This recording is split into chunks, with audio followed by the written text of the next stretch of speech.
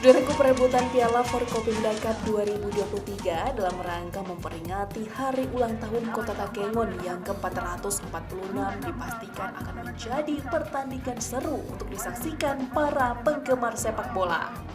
Menilik dari ajang Piala Asia U20, ajang yang bisa dikatakan ajang elit dan ajang yang sangat bergengsi, tentu yang akan masuk ke dalam ajang ini adalah klub besar dan gagah perkasa dari masing-masing negara di Asia.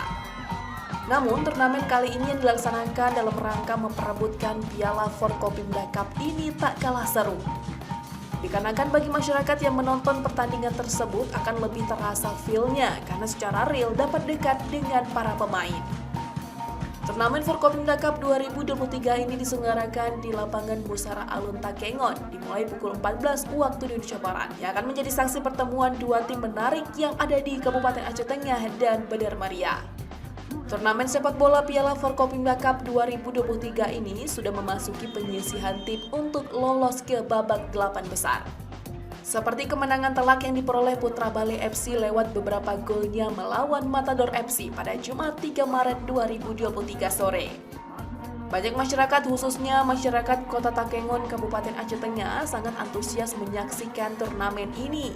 Mereka sangat terhibur dengan adanya turnamen tersebut. Pantauan tribungayo.com, pertandingan antara Putra Bale FC dan Matador FC dimenangkan oleh Putra Bale dengan skor 5-1. Untuk diketahui, Putra Bale FC mendatangkan pemain luar seperti dari Karul United, PSMS Medan, dan PSDS Deli Serdang.